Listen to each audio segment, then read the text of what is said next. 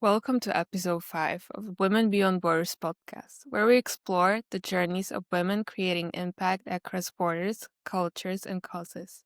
Today, we are joined by Sara Bartoli, a passionate advocate for youth engagement, empowerment, and the EU's external action. Sara has been deeply involved in the EU's work across eastern and southern neighborhoods, and she's committed to giving young people a voice and a stage to showcase their talents.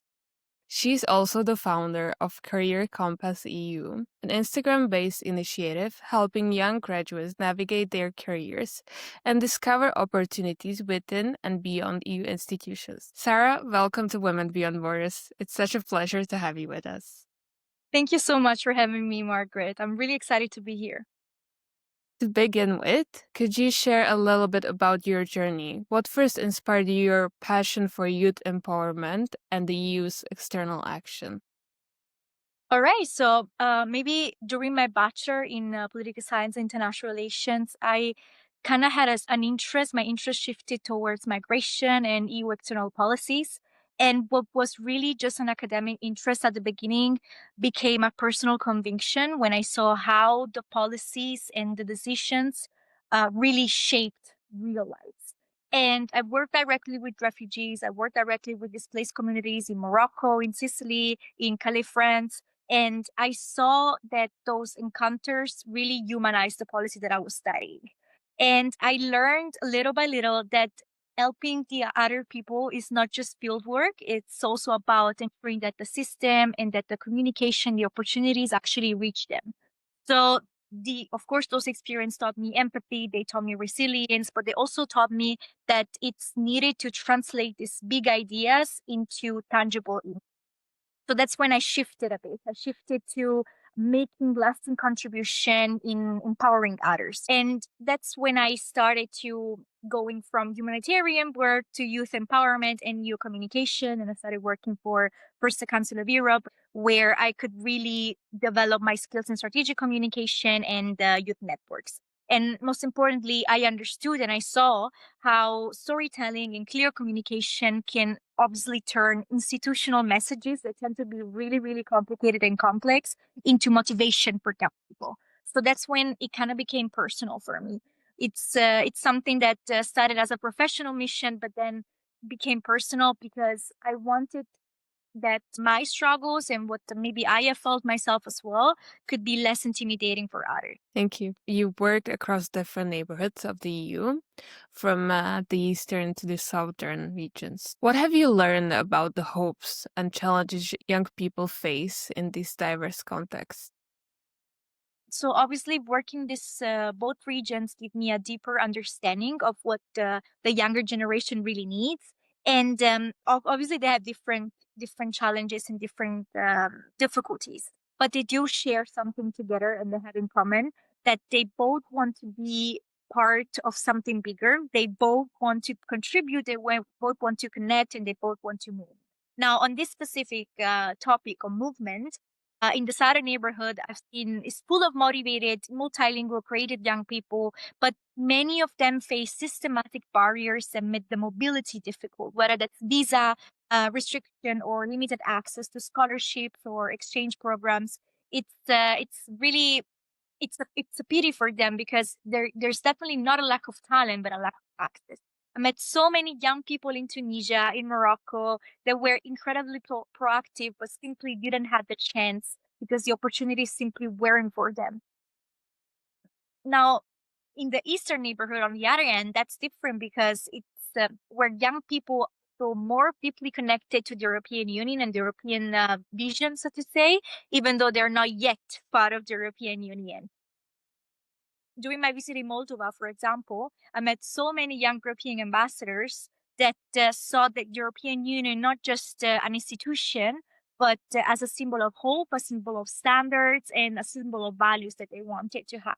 And they saw, they craved integration, they craved recognition. And that's really much visible also with the pro-EU elections in Moldova, the last ones that they had, where you could see this change and this national direction led by the young people for the whole country. And you saw that it was really the young generation that wanted change there. So I feel like also there are of course challenges and difficulties like disinformation or limited resources, and of course every part of the work kind of have his own thing. But at the same time, I feel like the young people in both sides of the work, they do not want end out. They want access, they want recognition, but most importantly, they want to sit at the table. I'll never stop advocating for this. Thank you very much. You're very involved in the EU's external action. You might have mentioned it, but how do you see young people shaping the EU's future relationships with its neighboring regions? Would you say is it, as you mentioned, the sitting at the same table and being actually involved in the process? I feel like young people are becoming slowly, young people are storytellers, they're connectors, they are bridge builders between the European Union and its nation in this example. But most importantly, they bring authenticity, they bring cultural fluency, they bring those aspects that the European Union simply lack. Institutions lack authenticity and cultural fluency when it comes to an area that they're not, let's say, specialized in. So I've seen this with the Young European Ambassador Network where I work. We have thousands of young European ambassadors that bring the EU values, and they work as communicators of grassroots communicators of such values within their areas. They work on democracy, they work on inclusion, they work on sustainability. And now in countries like Moldova, but also like Georgia and Ukraine, they work on topics that are really relevant, like disinformation, or again, promoting EU funded opportunities and creating themselves youth led community projects. So this impact really goes beyond visibility, in my point of view. It does shape the trust and the credibility that they have within the country that they're in on the ground. So that's, I feel like that if the European Union wants a lasting impact here, must invest in youth as the partner, not beneficiary. It must invest in how well we empower those voices to represent then Europe's diversity and openness. And with that said, what are some of the main barriers young graduates face when trying to enter EU institutions? And what Uh, advice would you give to overcome them? Um, I feel like entering the job market is really overwhelming. I've been there myself as well. You feel like, like you feel like it's a straight line after graduation and you go into your dream job and, everything works out. But it's really intimidating, especially for first time applicants and, those that are, coming straight from graduation. The young people simply do not know where to start. They do not know which institution recruit, what type of traineeships are there, what's the difference between maybe a Blue Book traineeship or a Schumann traineeship, or what EPSO is. And there's a lot of jargon. Also, I feel like that the new job landscape isn't centralized. There's no one singular platform where you find everything. It's just everything all over the place, and it's really complicated. In my point of view, as for advice, I'd say the first one is to young people tend to not get clear and not get super clear how to contextualize their experience in EU terms. So they translate their experience in not in the impact, but in tasks.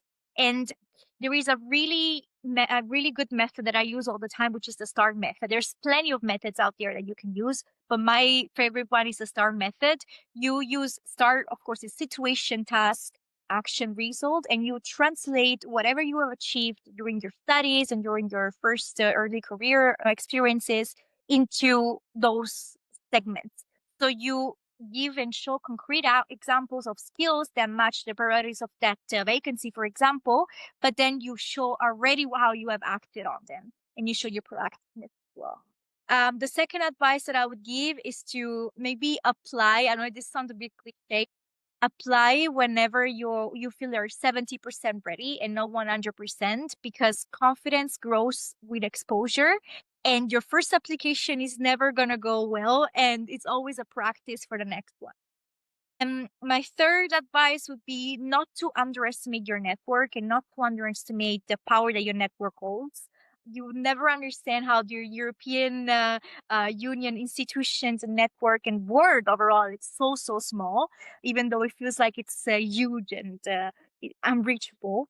I say engage actively on LinkedIn, because LinkedIn is not a job board, it's a community and it should be treated as such. And be curious and visible for the right reason, because that draws value driven engagement too. Yeah, thank you very much. I definitely agree with all these advices. Emphasis put on LinkedIn and On network. LinkedIn, yes. So, yeah, definitely agree. And back to you, institution, do you think they're doing enough to meaningfully involve youth voices in policymaking?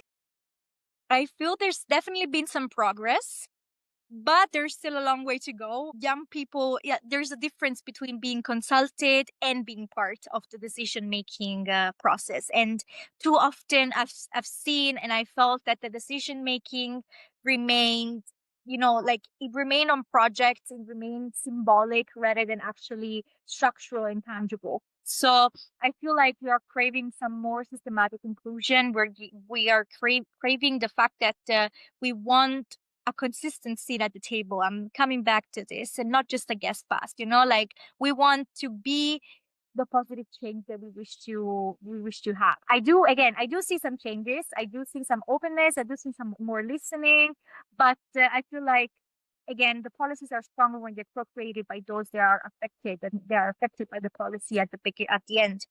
So yeah, long story short, there is some progress, but definitely still a long way to go. Thank you.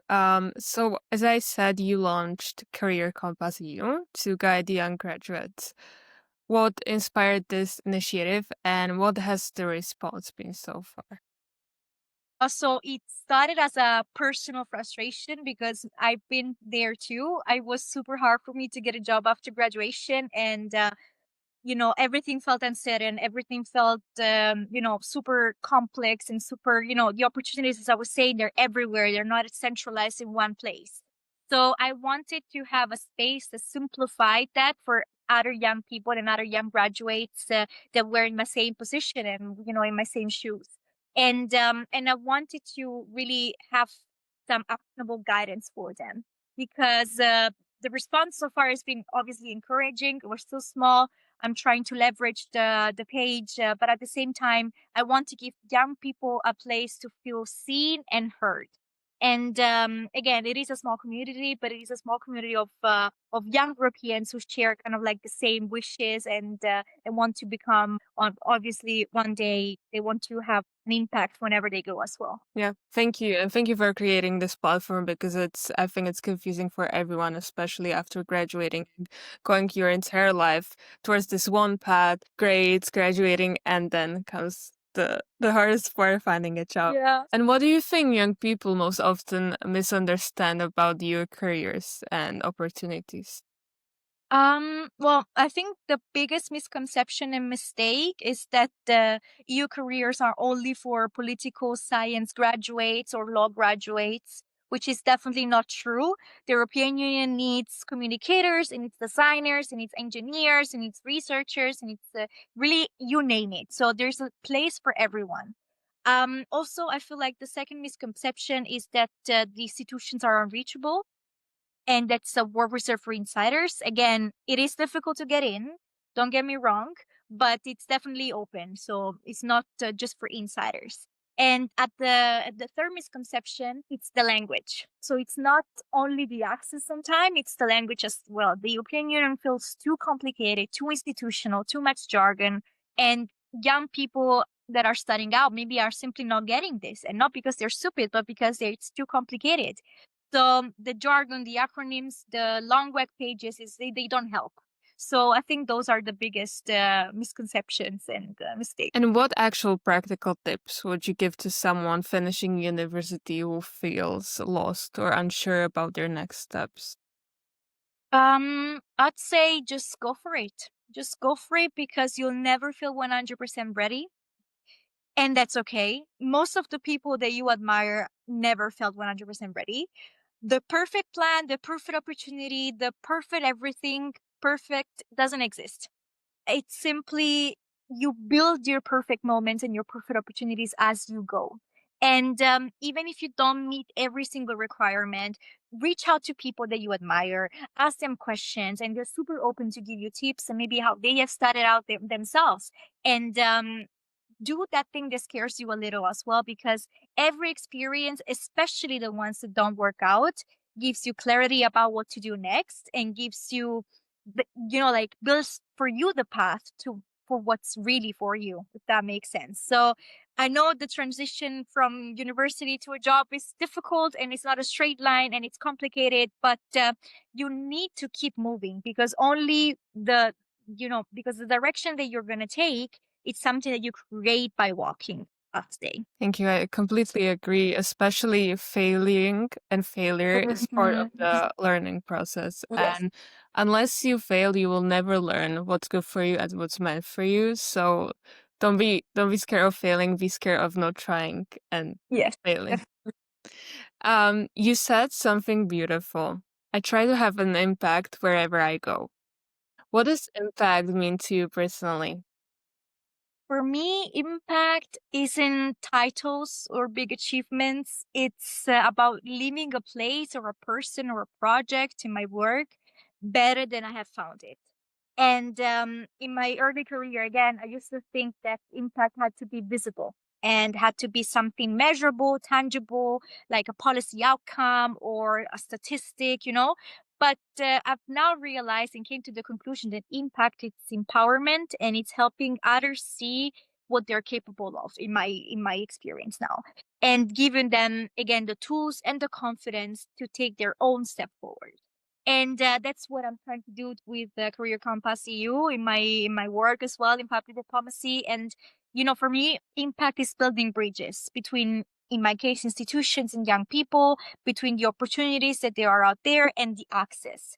And if one person feels more capable or more connected because of something that I have done, that to me, it's a real impact. Yes. And how do you stay grounded and motivated in the face of challenges, especially in such competitive environments?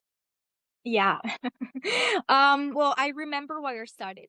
Definitely, that's my biggest take. I'm not here to compete. I'm here to contribute, and also progress is not something that it's out loud or has to be loud. Progress is showing up. It's doing your work and doing it well, and in my case, obviously, also helping ourselves along the way. But yeah, it is a competitive atmosphere, and I stay motivated by the people. I stay motivated by the people, the students, the colleagues, the young change makers that I meet along the way. And I also understood that if I need to take a step back, I will take a step back. And you cannot pour from an empty cup. Empty cup. You need to find also a balance between your ambition and your goals and your projects and attitude, because I'm also super grateful for what I have achieved so far. And also know that every small action that you take, that kind of like connects a bit with what I was saying before, can really make a meaningful difference. And is there maybe a particular story or moment from your journey that reminded you why you do this work? There is, it's quite a simple one, but there is. So not long ago during an event in Brussels, a young European ambassador came up to me and she said, "When I grow up, I want to be like you." That caught me a bit off guard, and it reminded me really how much representation and encouragement matter, for especially for younger people. And that's I smile at her and I told her, "You become way better than me," because that's what should become. And that's exactly also what this work is about. It's helping other people go further, go faster, and with more confidence than we did, than I did. And I think that the real impact again that I wanted to have there is that it's not what I achieve individually, but it's what how many others I can help believe in themselves. Yeah, beautifully said. Thank you. And as a woman working across borders geographically and professionally, what challenges have you encountered and how have you overcome them? Um, I think one of the biggest challenges for us women, it's not external, it's internal. And I'm going to explain. We often underestimate ourselves, and we wait to be ready to seek permission and to take up space. Now, this is a big one because I think we should give ourselves more credit. And I think that confidence is not something that you're given. It's something that we practice every day and needs to be practiced every day. You Yeah. need to practice every day to arrive at a certain level of confidence. And I've worked in rooms where I was the youngest. I worked in rooms where I was the only woman. And I used to question a lot whether I belonged there. Now, instead of asking myself this question, I tell myself I'm here for a reason. And for me, overcoming these challenges really means to show up as my true self. And I feel that even when women take up space and they show up authentically, they don't just represent themselves and do them for themselves, but they make room for others also to do the same. So we also need to understand this. We're not just doing this for ourselves, we're doing this for others as well. And with that said, what role do you think women play in shaping Europe's next generation of leadership? Um, a good leader cares. A good leader cares, and it's empathetic, it's collaborative, but it's also forward thinking. And now I'm thinking about Roberta Metsola. They have shown that strategic strength and emotional intelligence can go hand in hand and can coexist. Um, I feel like especially their leadership style, sends a powerful message to young women, which is young women and actually everyone, that competence and care are not opposite, and they are the future of leadership. Because again, a good leader cares, and it's not just like super like, okay, we need to do this and this and this and this. It cares about who is leading. Yeah. Um, and what advice would you give to young women who want to build a career in international or EU affairs? Again, I'd say don't wait for permission, because you don't have to tick every box and you don't have to be ready enough to start. Again, confidence grows with time and with exposure and after you took the first step. So definitely don't wait for permission and just start. My second one would be to show up as your authentic self. You don't need to sound like everyone else or too institutional, or it's your voice, it's your story, it's your perspective, and that's your biggest strength. And the third one kind of also reconnects to my first tips that I gave. It's to build your community, and don't build a network, build a community, because reach out to other women, reach out to mentors, reach out to peers who inspire, even professors if you're still at university. Your support system really makes a huge difference in a lot of cases, in a lot of scenarios. So definitely build your community. And then also finally be kind to yourself, because this path is not an easy one. It's really competitive, as we were saying, and it's low at times as well. So take space, trust your instincts, and remember that you belong in the rooms that you're going to be ended up in. Yeah. Thank you. Um, and back to Career Compass, you. What are the next steps? What's your vision for it in the coming years? Well, now we're going to be having a bit more content on CV strategy, personal branding, LinkedIn optimization. So, all these nice things that everyone should know at one point. And then we're going to be having some special guests over talking about youth in UN and youth in EU. So, again, some new voices that can talk a bit about their paths and their first steps. And I think most generally speaking, I want to leverage my platform's reach, because I want more people to get involved in this, and I want more people to get, I want to help more people. Definitely, that's what I want to do. I just don't want to inform only. I want to empower, and I want to connect, and I want to potentially build a community with this page. Yeah. Thank you very much.